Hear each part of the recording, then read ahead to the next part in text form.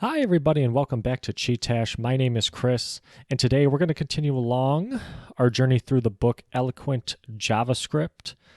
Talking today about symbols from Chapter 6, The Secret Life of Objects, and we're going to go over what are symbols, what are the characteristics of symbols, why you would use a symbol, and all that great stuff. If you guys remember last time, we had started the first video in a long time on this book, Eloquent JavaScript, which I started like a year or two ago now. And I'm really breaking it down. I'm not going through the whole entire chapter, just going through each section of the chapter. So this is like a really breakdown of a breakdown, kind of very just honed in. This video won't be too long. And I'm going to try to do this every week because I know a lot of people like the JavaScript stuff and they get a lot of views on this Eloquent JavaScript book. So we'll jump right into it, guys, with symbols.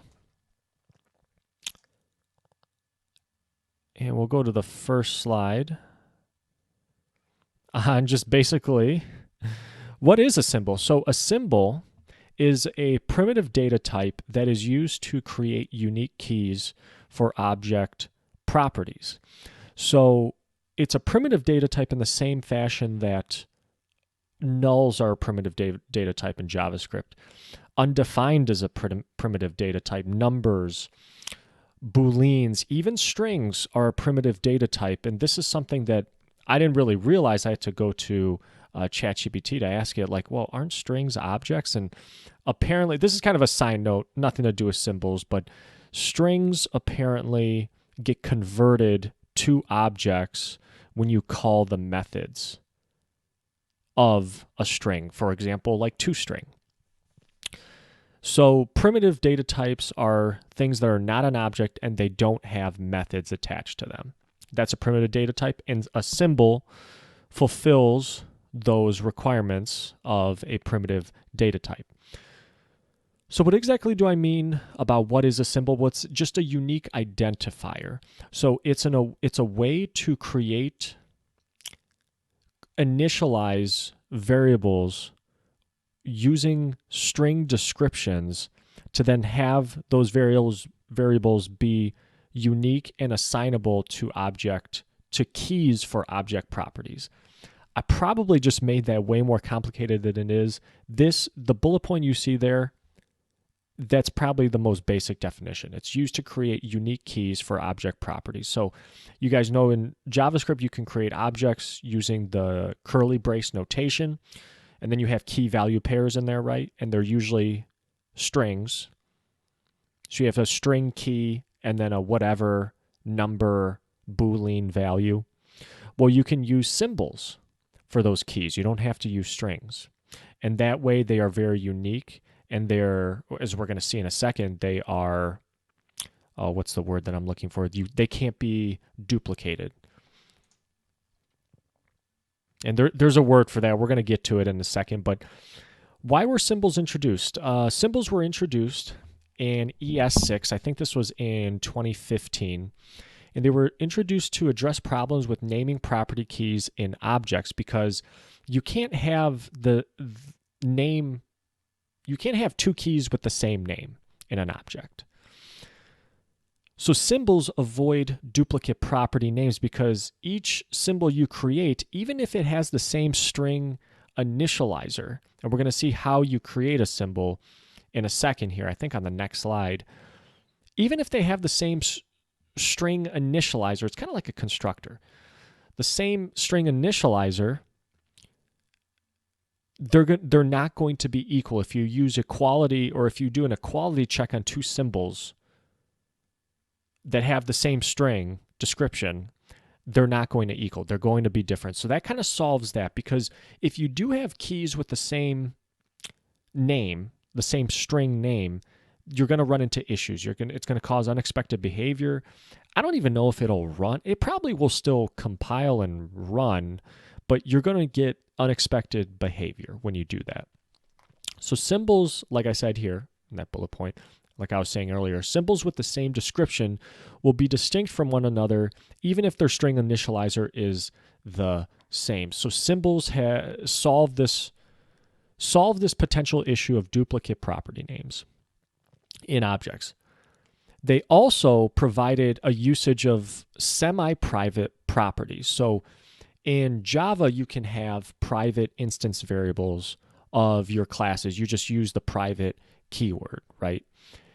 In JS, I don't think you can use those same keywords. There's not the public, the private, the protected. So in JavaScript, you can use a creative way to do this using symbols. So if something is a symbol, if an object has a key of a symbol, then those properties are not going to be exposed through enumerable methods like object.keys or for-in loops. So external code is less likely to access those properties. If you don't want like a consumer or a customer or an end user to see all the properties of your object, you can make some of those key symbols, and they're not going to show up in some for loops, making it less likely that people are going to see those properties. So there's 3 characteristics I think that I had here of symbols, and you can see from this screenshot this is a way to create a symbol. There's a symbol keyword. It takes in a string initializer. I called it an initializer, but a description, something of that sort. You can kind of tell this kind of does look like a constructor without the new keyword, like if we were comparing this to Java. So you can see here, this is how you create a symbol. Pretty self-explanatory and simple. But you see that we have 2 symbols,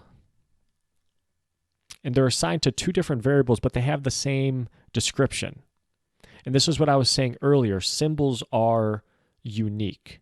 So just because symbols have the same string description, they're not going to equal. This, if you console.log this equality check here, this is going to yield false. And I'm not exactly sure how this works, if maybe the creation of a symbol creates 2 different places in memory, or it creates like 2 different maybe like hash codes that the computer is able to tell that these 2 are 2 completely different things. But just know that symbols are unique. That's the first characteristic. And the second characteristic, this is what I was trying to mention earlier, that you can't change symbols. And this was the word that I was looking for. Symbols are immutable. So symbols cannot be changed after they are created. So you see here, we create a symbol called mySymbol. But then when we try to reassign mySymbol to another symbol, you're not going to be able to do this. You're going to get an error of an invalid assignment. So this you cannot do. Once you create a symbol, it's immutable. And lastly, this was kind of what we were touching on earlier. Symbols can be used to give hidden properties to objects. So symbols are not enumerable, but they can still be accessed. We're going to see that in a second. So if you have an object, and this kind of builds off the previous example here, folks. So we created mySymbol in this screenshot, and then we're using it over here to assign it this hidden value. And if you look at here, the notation, I guess this is the way, if you're going to assign a symbol as a key in an object property, you have to use these square brackets, and then you assign it this string value. So if you console.log this and you access the mySymbol property using bracket notation, you're going to get the hidden value printing. But again, if you use object.keys on the object that you created, that we created up there, the only key value property it has is the symbol. If you do object.keys, this prints out all the keys in your object. Because all we have is a symbol, it's not going to print anything because this is not enumerable. Like we mentioned earlier, it's kind of a way to give private properties to objects. But it can still be iterated, though. You just have to use something a little different. You have to use this object.getOwnPropertySymbols method. There was another method. I didn't put it here. It seemed like it was using reflection. It was like reflect.some method. If somebody in the comments can let me know what that was. I saw it when I was looking on ChatGPT. But anyways, objects with symbols can still be iterated though, and they can be accessed using this object.getOwnPropertySymbols. So you see here, we created a new object. It's got our symbol, and it also has a regular property. That's interesting that's not in strings, but that's whatever. If you use this for in loop and you print out the keys, it will only log the regular property, not the symbol key, as we can see here.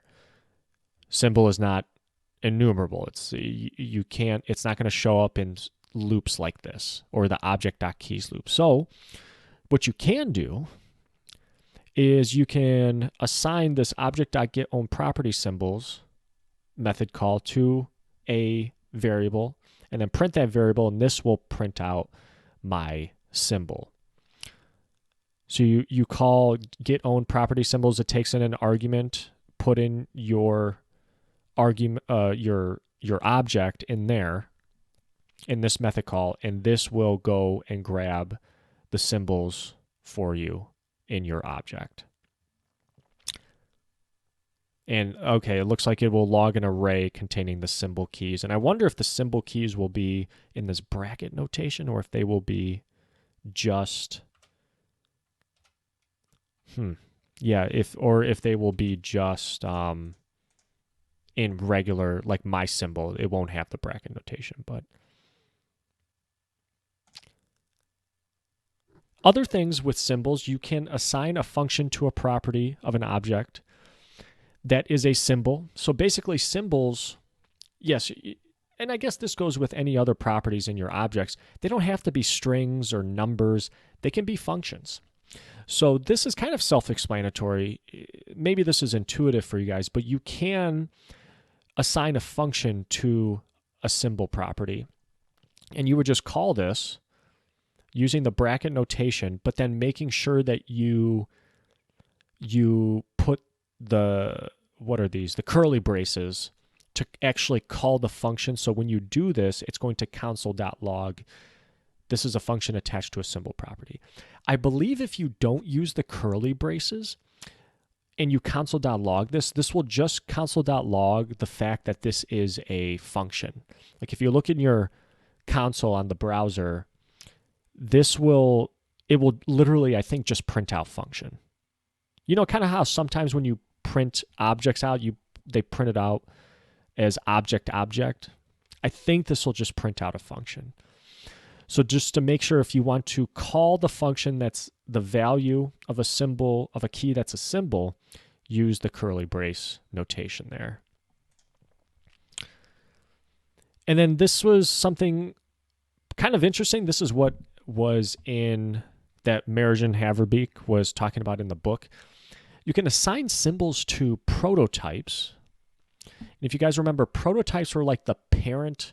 It was kind of like the parent or the base class of like all objects of all things in JavaScript, of all objects in JavaScript. So if an object you create doesn't have a certain method, it's going to reach back to the prototype to search for that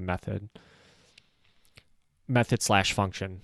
I kind of use those terms interchangeably. I know maybe some people would get on me that those are different things. And yes, I believe they are. I just kind of use them interchangeably. So sorry if I'm confusing anybody. So Mergen says, be careful though, because if you do this, if you assign symbols to prototypes, now every other prototype of that type is going to have access to that property. So the best way to view this, and this maybe is kind of confusing the way I wrote it, but think about it like this. you have this array. You have my array down here, right? What is my array? My array has a prototype that goes back to array. And I'm kind of thinking about this in Java terms because that's kind of what I mostly work in. And it's kind of how my brain best thinks about it. You know, every class in Java inherits from the object class. So if, you know, your car class, you try to call a certain method on it and it doesn't have it, it's going to try to go back to the object class to look for it, or the object class might have that method. So same thing here. We have my array of 1, 2, 3. That is an array. Array is like the parent class here. So an array has my array is a prototype, or not, it's a child of that, but it's got a prototype, or arrays have prototypes that my array can call methods on. If you guys see what I'm saying. Essentially here, a prototype is like the base class, like the base structure of an array. My array has got a prototype. And what we're going to do is assign a symbol, a key value pair, to the prototypes for array. So now every other array that's created is going to be able to call the symbol because my array is downstream from the prototype. And maybe this is a lot of word salad, but let's go through this example. So we create a symbol called my symbol. And then we're going to assign the symbol to the array prototype. Using this notation here, we're going to assign a function to it that just prints out. This is a function added to the array prototype. We create an array called myArray. And now you can use this bracket notation, same thing that we did over here, although this maybe is a little more intuitive. We're assigning it to an object. Here, we're using the same bracket notation and the curly braces to call the function. Now, we didn't assign a function to my array. We assigned it to the array prototype. But now this is accessible in every other array that you create in your code down here after this assignment. Every other array you create will be able to access the mySymbol function, which is both could be a good thing, or it could be a bad thing. I mean, maybe sometimes you don't want your arrays really having access to that. So just something to think about that Mergen explained in the book. And yeah, this is kind of getting into this next slide about the drawbacks of using symbols. And symbols are something new. I didn't really know about symbols until I read this book. And they're just not widely used. So that's kind of a drawback. All members of your working development team might not be familiar with what they are. So maybe take precaution if you want to use them. You can't change a symbol once it's created, so it's both maybe a good thing, but it could also be a bad thing. If all of a sudden you need to rename a symbol, or you need to reassign it to a different symbol with a different initializer, you're not going to be able to do that. They are, and what was the word again? Gosh, what was that word? Immutable. Immutable. I always get that. Can't remember that word. Immutable. Symbols that are named the same could lead to confusion. So yes, even though symbols are unique, if you name them the same thing, like we had in that first screenshot, guys, the two symbols with the test, maybe that could lead to confusion down the line if you have too many of that. And also, symbols are not eligible for garbage collection. This is basically a way that JavaScript uses to clean up anything that is not currently used in the code in order for the program to free up free up space for more memory. So it does this.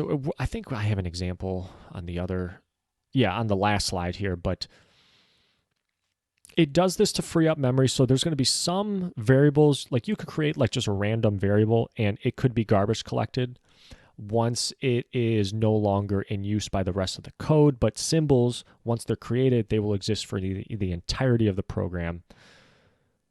And again, other primitive type variables will get cleaned up that they are no longer in use by your program. But if you just have symbols all over the place, maybe it could lead to memory leakage or overuse of the memory. So just something to think about. So this will get garbage collected. This will get garbage collected. So when you create an object, object equals key value, returning the object. Okay, so we have this function called create object. We're going to execute this function called run. It creates the object and assigns it to this variable called my object. So you use the object, you print it off, and then after you do this, it will be eligible for garbage collection because, as you can see in the comments, after this point, there are no references to the object created by create object. So it makes this eligible for garbage collection. So hopefully this garbage collection makes sense now. If you don't use my object .key here anymore, it's going to get garbage collected to potentially free up memory, make your program a little bit more efficient. If you had a symbol up here,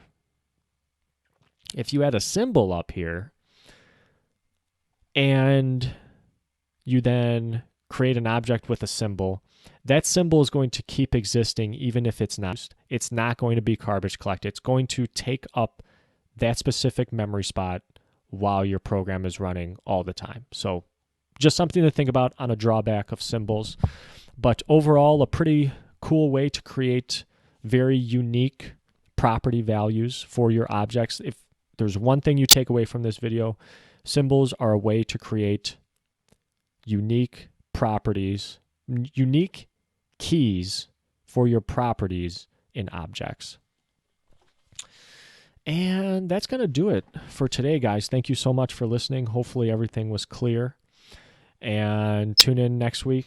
We'll be back with another topic from Eloquent JavaScript. Thank you guys so much. My name is Chris. This has been Chee-Tash. Take care, everybody.